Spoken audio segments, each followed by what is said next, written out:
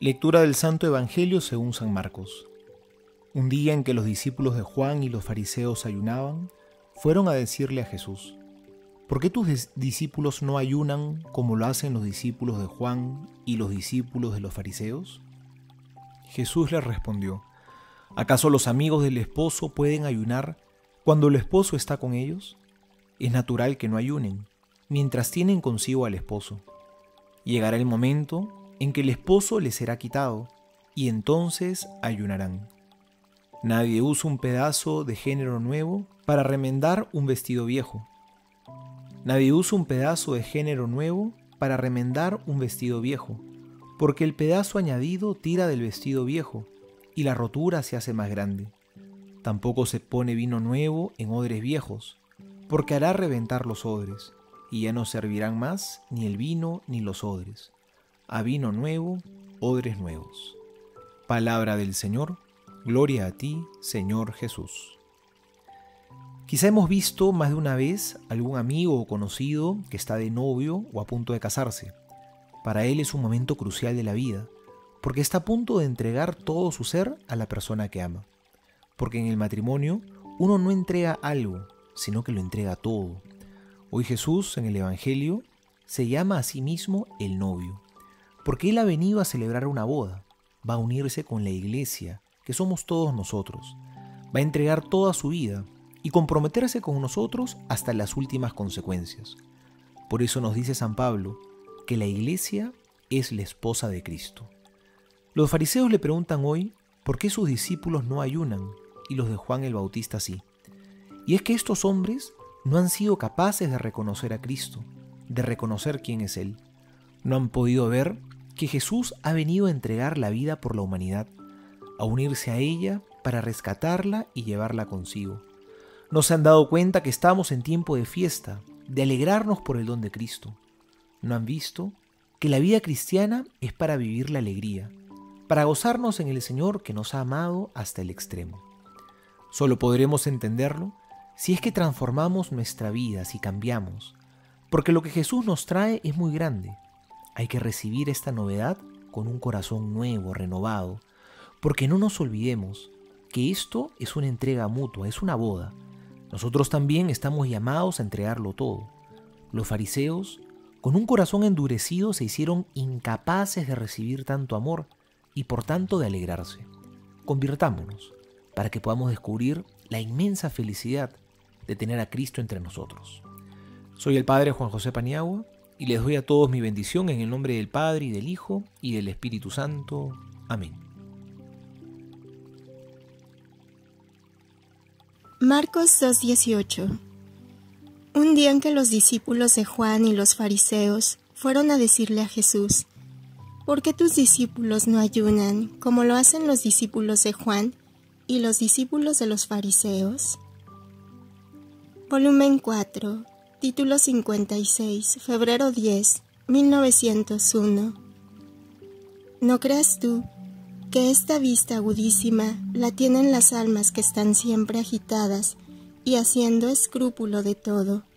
Más bien, esta es una red que les teje el amor propio, porque siendo muy corto de vista, primero las hace caer y luego les suscita 1000 turbaciones y escrúpulos. Y lo que hoy detestan con tantos escrúpulos y temores, mañana caen en eso nuevamente, tanto que su vivir se reduce a estarse siempre sumergidos en esta red artificiosa que les sabe tejer muy bien el amor propio, a diferencia de la vista agudísima de la obediencia, que es homicida del amor propio, porque siendo agudísima y clarísima, inmediatamente prevé dónde puede dar un paso en falso, y con ánimo generoso se abstiene de darlo, y goza la santa libertad de los hijos de Dios. Y así, como las tinieblas atraen más tinieblas y la luz atrae más luz, así esta luz llega a atraer la luz del Verbo, y uniéndose, tejen la luz de todas las virtudes.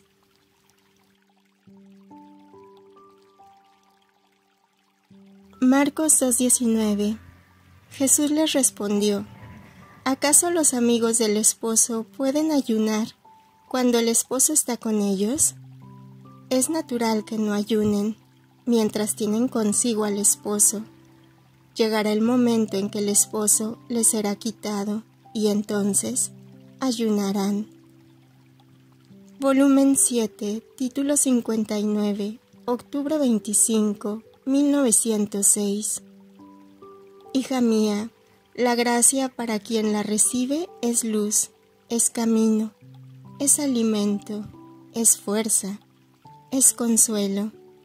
Para quien no la recibe, además de que no encuentra luz y se siente faltar el camino bajo sus pies, como permanece en ayuno, queda sin fuerza, y la gracia se convierte en fuego y castigo. Mientras esto decía, de su mano salía un torrente de luz que descendía sobre las criaturas, y esta luz, para quien quedaba como luz y para quien como fuego. Volumen 9, título 49, octubre 17, 1910. Hija mía, yo no miro tanto los sacrificios, sino al amor con el cual se hacen y a la unión que tienen conmigo. Así que cuanto más el alma está unida conmigo, tanto más aprecio sus sacrificios. Así que si el alma está más estrechamente unida conmigo, los más pequeños sacrificios los tomo como grandes, porque en la unión está el cálculo del amor, y el cálculo del amor es cálculo eterno, que no tiene término ni límites, mientras que el alma se puede sacrificar mucho, pero si no está unida conmigo, yo miro su sacrificio como el de una persona extraña y le doy la recompensa que merece. Esto es, limitada. Volumen 17, título 14, septiembre 18, 1924. Hija mía, no se quiere entender. El vivir en mi voluntad es reinar. El hacer mi voluntad es estar a mis órdenes. Lo primero es poseer. Lo segundo es recibir mis órdenes y cumplirlas. El vivir en mi querer es hacer suya mi voluntad. Como cosa propia, es disponer de ella. El hacer mi voluntad es tenerla en cuenta como voluntad de Dios, no como cosa propia, ni poder disponer de ella como se quiere.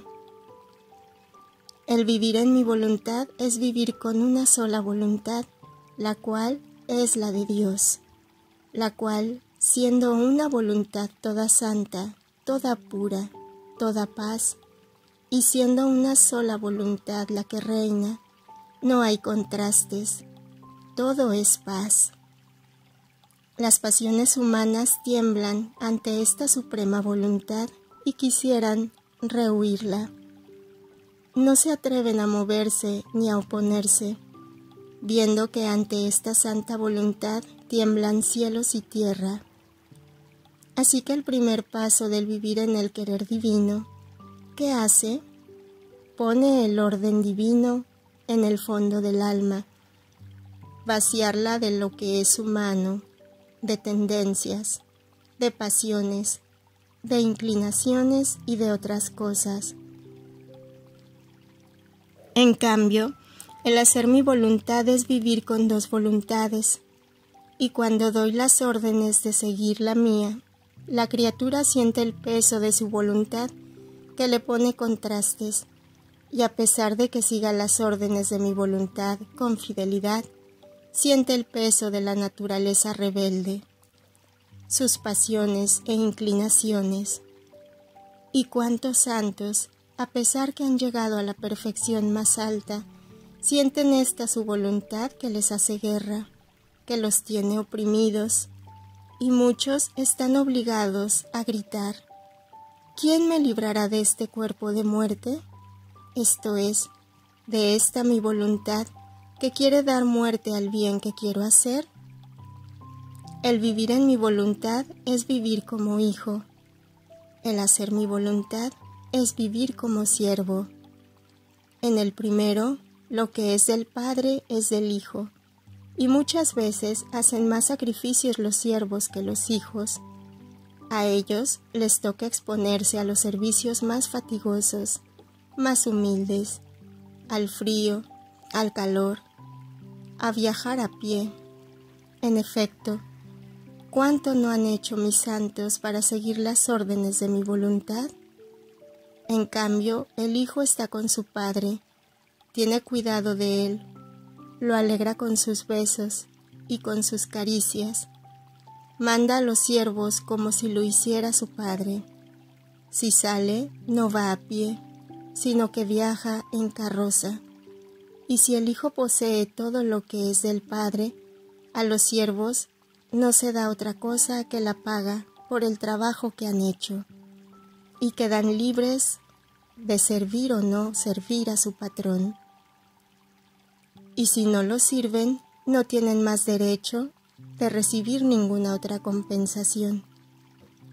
En cambio, entre padre e hijo, nadie puede quitar estos derechos, que el Hijo posee los bienes del Padre. Ninguna ley, ni celeste ni terrestre, puede quitar estos derechos, ni desvincular la filiación entre padre e hijo. Hija mía, el vivir en mi voluntad es el vivir que más se acerca al de los bienaventurados en el cielo. Y es tan distante de quien hace mi voluntad y está fielmente a mis órdenes, cuánto es distante el cielo de la tierra.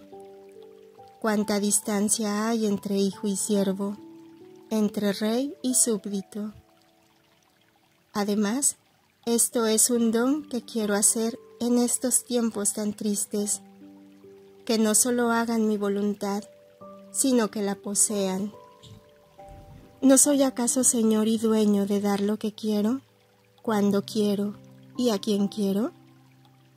¿No es libre un señor de decir a un siervo: vive en mi casa, come, toma, ordena como otro yo mismo? Y para hacer que nadie pueda impedirle la posesión de sus bienes, se legitima a este siervo como hijo y le da el derecho de poseer.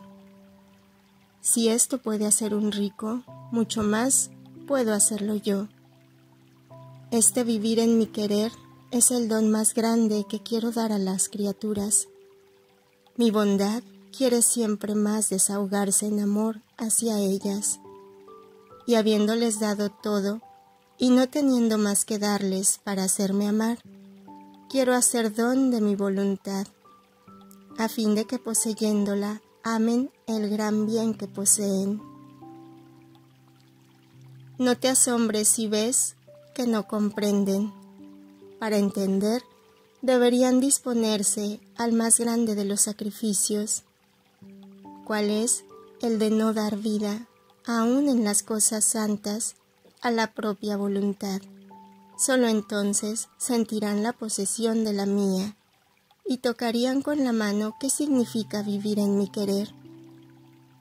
Tú sé atenta y no te fastidies de las dificultades que te ponen, y yo poco a poco me haré camino para hacer comprender el vivir en mi voluntad.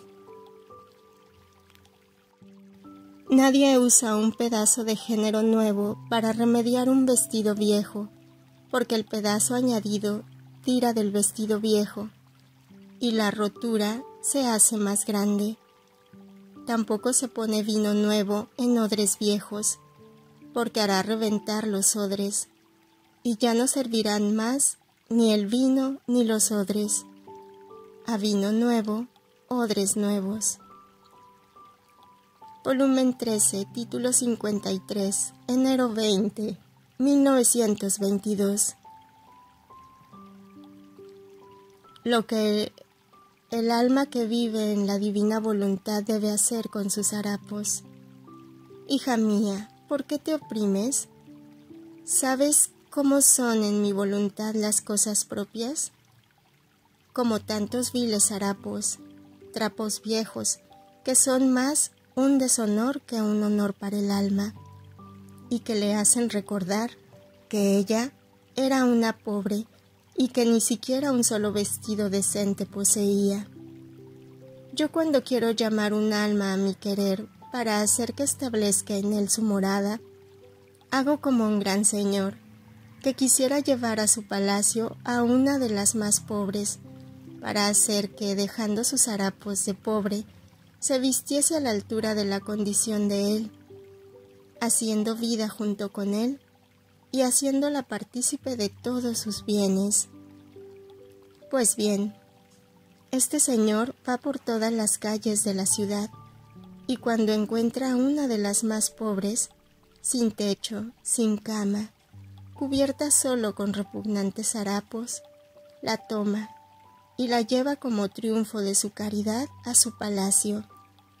Sin embargo, le ordena que deje sus harapos, que se lave y se vista con los más hermosos vestidos, y que para no tener memoria de su pobreza queme sus harapos, porque siendo él muy rico, no admite en su casa cosas que signifiquen pobreza.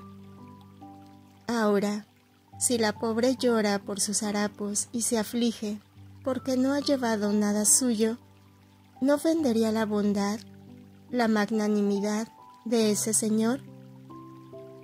Así soy yo. Y si aquel señor recorre una ciudad, yo recorro todo el mundo, y tal vez todas las generaciones. Y cuando encuentro a la más pequeña, la más pobre, la tomo y la pongo en el ámbito eterno de mi querer, y le digo: trabaja junto conmigo en mi voluntad, lo que es mío es tuyo. Si tienes alguna cosa propia, déjala, porque en la santidad e inmensidad e inmensas riquezas de mi voluntad no son otra cosa que míseros harapos. El querer tener méritos propios es de siervos, de esclavos, no de hijos. Lo que es del Padre es de los hijos, y además, ¿qué cosas son todos los méritos que podrías adquirir en comparación con un acto solo de mi voluntad? Todos los méritos tienen su pequeño valor, peso y medida.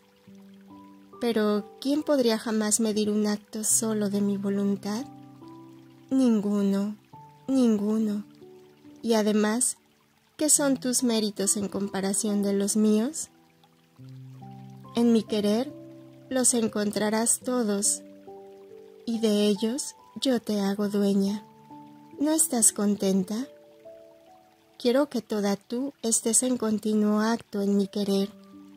Quiero el paseo de tus pensamientos en mi querer, para que paseando sobre todas las inteligencias humanas extiendas el manto de mi querer sobre todas las mentes creadas, y elevándote hasta el trono del Eterno, ofrezcas todos los pensamientos humanos sellados con el honor y la gloria de mi voluntad divina.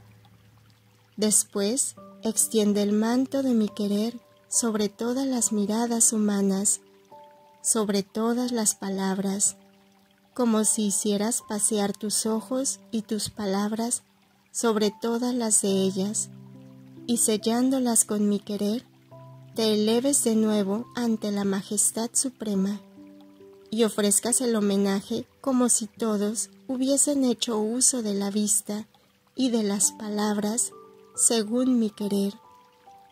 Y lo mismo si obras, si respiras, si tu corazón palpita, tu paseo será continuo, tu camino es larguísimo, es toda la eternidad lo que debes recorrer. Si supieras cuánto pierdes cada vez que te detienes y que me privas a mí, no de un honor humano, sino de un honor divino. Estos son los méritos que tú deberías temer perder, no tus harapos y tus miserias. Por eso, más atención en hacer tus giros en mi querer. Fiat.